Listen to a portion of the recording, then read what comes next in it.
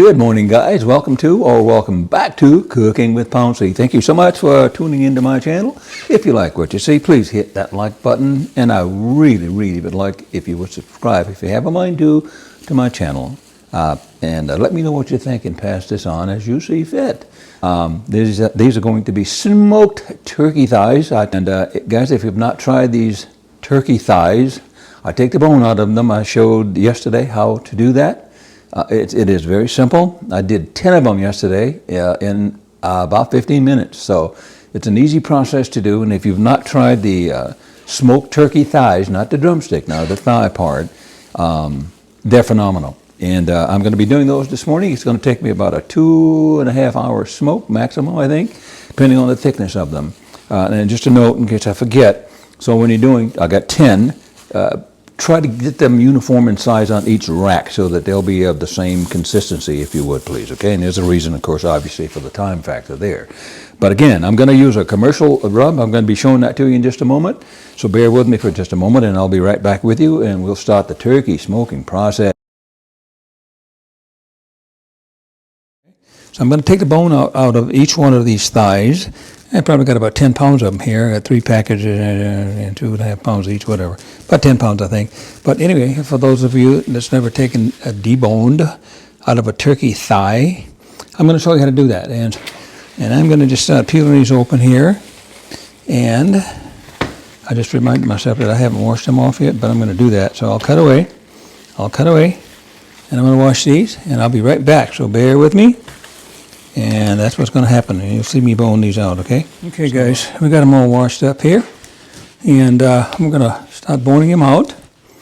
These are some pretty big turkey thighs, too. I've seen them almost as small as chicken thighs, but these are pretty big guys. And that's okay. That's okay. Again, this is going to be about a 2.5 hour cook on these things. I think you can see them. Yes, heavy. I've got about 10 pounds here. Going to be about a 2.5 hour cook on this smoke on these things. Guys, when you're washing these off in your sink, which is what I did, everything is sanitized. I cleaned my sink, soapy water, rinsed it very thoroughly. It had a lot of bloody water on these, as you know, guys. So be careful when you're washing these things. Don't go splashing. Same thing with chicken. I don't even wash my chicken. I don't want to talk about it. Anyway, because you can spread more contaminants than not by just leaving them alone. However, I chose to wash these. They were very bloody.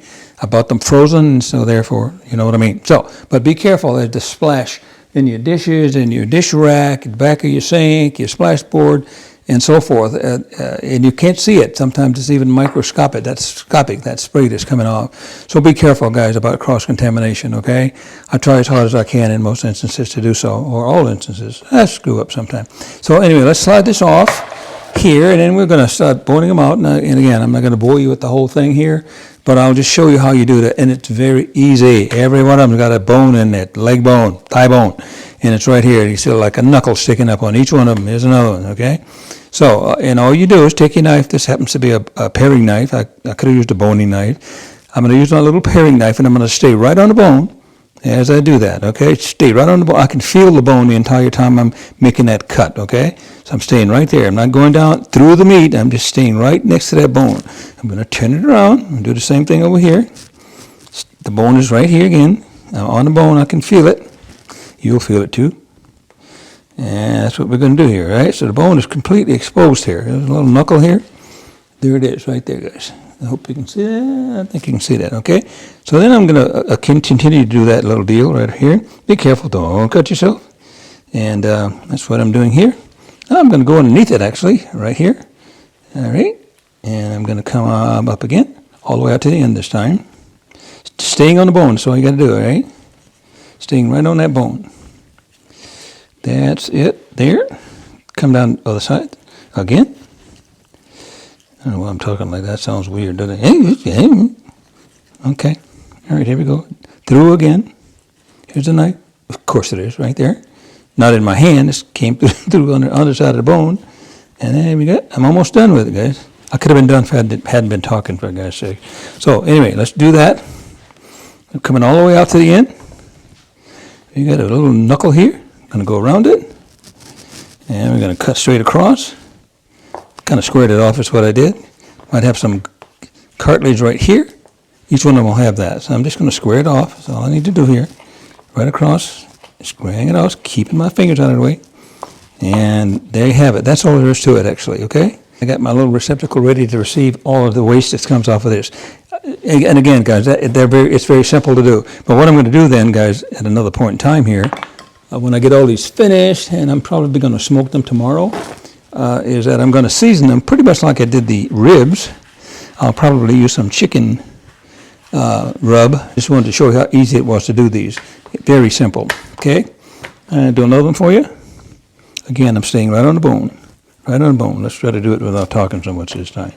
Right on the bone again. Shut up. Shut up, Cooking with Pouncy. My goodness. Right on the bone, guys. Don't be afraid of it. All the way out to the end again. My knife is very sharp. Your knives needs to be sharp as well. You can, in fact, injure yourself quicker on a dull knife than you can a sharpened knife. I've said that to people who's looked at me like I was insane, but it's a fact, guys. You can injure yourself quicker on a dull knife than you can a sharp knife. And there's a reason for that. Look it up, guys. We'll talk about it. Don't start sending me nasty notes about what I just said, okay? So, again, I'm done with that one. Down again, straight across. And it's all finished. I have that little knuckle there again. Right here. There it is. It's even more pronounced here. But I'm just going to square it off, just like that. Okay? That's done. Okay? And I've got about 10 more to go. But I'm going to continue to do these until I get them finished. Okay, guys, we're ready to start the process on the smoked turkey thighs. It's a very simple one. If you've not done it before, simple one as in I've got four ingredients here. I've got a little speck of olive oil here. You can certainly use any kind of oil you want. It could be granola, could be vegetable oil, whatever. This is olive oil. I've got more than this in another container. And all I'm going to do with this, probably a half teaspoon per 10 thighs, is just to coat them. You'll see me doing that as well. I've got some coarse ground black pepper that I'm going to be using as well. And I've got some regular salt. You can certainly use sea salt, kosher salt, or whatever salt you're choosing. But I'm going to be just using a little salt in addition to the rub that I used yesterday. The spice rub was a Texas style. It was from my local county market, called Texas style barbecue. I'd not used it before. I mentioned yesterday as well in that video that you can certainly make your own rub. I make mine. Several recipes I have. There are really a lot of different great rubs, commercial rubs on the market, guys. So, experiment. That's what I do. And I experimented with this stuff yesterday. I could have added a bit more sodium, as in more salt to this, because the first ingredient in this one is sugar. And anyway, so, but it turned out absolutely spectacular. Please watch that video, and you'll see what I'm talking about, okay? And so we're going to go on with this process here. What I'm going to do is I'm going to just lay out a whole bunch of them right here so we can get the process started. And again, they're varying sizes, guys. Notice I'm using my left hand, and I'm saying that simply because this one's a really big one here, okay? So I'm going to just kind of eyeballing what I'm doing. These two look about the same. And again, guys, I'm trying to get consistent with the sizes as I'm going to be putting them on my smoker racks, okay? And these are all about the same. That's a little bigger. Again, you're just eyeballing it. There's another small one. So 1, 2, 3, like that. These are about the same. This one is in conjunction with that one. And again, guys, it ain't no big deal. I'm not trying to make a big deal out of it either for you.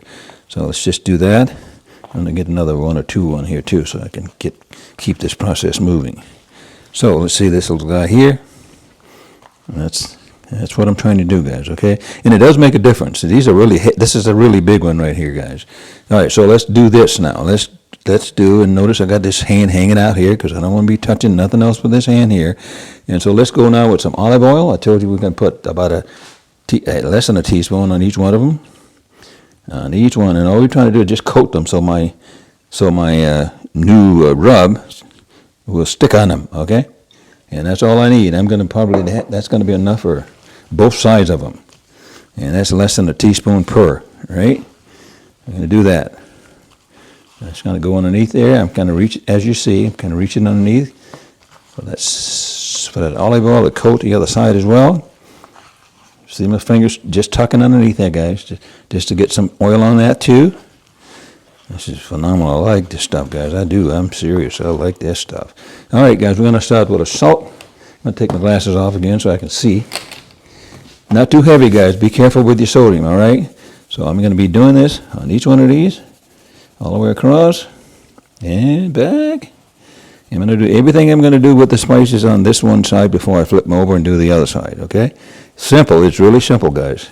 All right, there's my salt. How about a little pepper? Coarse ground black pepper, as I mentioned.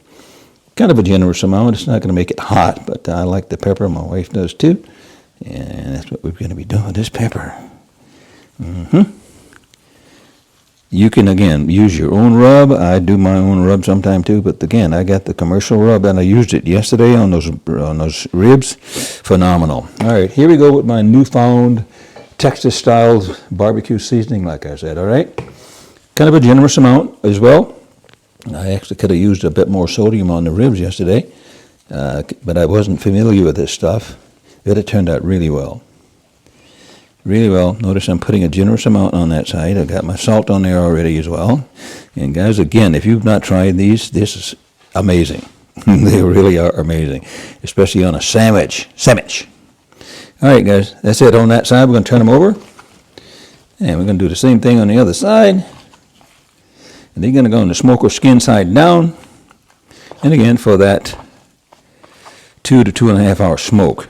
And they're going to be perfect. We've done these many times, guys, okay? Now, I'm going to go and bore you. I'm just going to take you right through this last one here. And each one of them, believe it or not, it's got some of that oil, and that's what we wanted on this side of them. So I don't have to put any more oil on them. But it's got oil. The turkey's got oil in it as well. So that's what we're going to do with that. Then we'll take our pepper. No particular order. Very well seasoned. These are going to be really phenomenal. This is my second smoke of the season. As in yesterday, I smoked those ribs, and that was the first time around on that deal. There we go with our salt. Again, watch your sodium, guys. Watch your sodium. Okay? I'm doing it very lightly, just a light coating of salt there. Realizing yesterday that the rub I used yesterday, I could have put actually a little bit more salt on it, but my sauce, when I put sauce, if I put sauce on them, is going to also add a bit more salt. So I'm really happy with how they turned out yesterday, no matter what. Okay. All right, here's that big guy. All right, here we go with that fabulous rub again, and then we're going to be done with these because the smoker's heating, like I indicated a while ago. And here we go again. And a generous amount once again.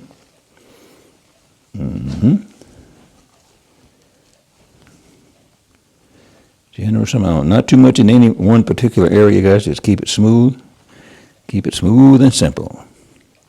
All the way across. And obviously, I'm trying to coat every piece of it, which I'm doing. And it's looking good here, guys. Looking good. And again, I'm not going to bore you with the other 2 or 3 I've got in there, but they're going to be the same application right there, right on those that I'm putting on this one here as well. So I'll be back in just a little bit, and then we're going to be going out to the smoker with this whole operation here. It's at about 250 degrees right now. I'm going to lose some of that, obviously, when I open the door. And I won't be opening this door again for another 2 hours at least, okay?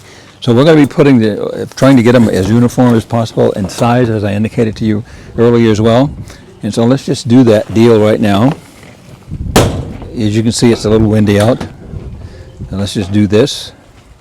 Let me put them right here, and not a big deal, guys. I'm looking again at the ones that are more uniform in size, and I'm going to be putting those on the same rack, which is what I'm doing. These guys, just laying them on their skin side down. And again, these all are all about the same size. Try not to let anything hanging through the racks. Just kind of tuck it up underneath the turkey, and you don't have those strips hanging down, okay? Here's a long piece of that piece hanging down there. I'm just going to fold that right on the very top here. It'll stay right there throughout the cook process. All right, guys. Here's that larger one. I'm going to put that in the back here. Here's that real big one. I'm going to put that in the back as well.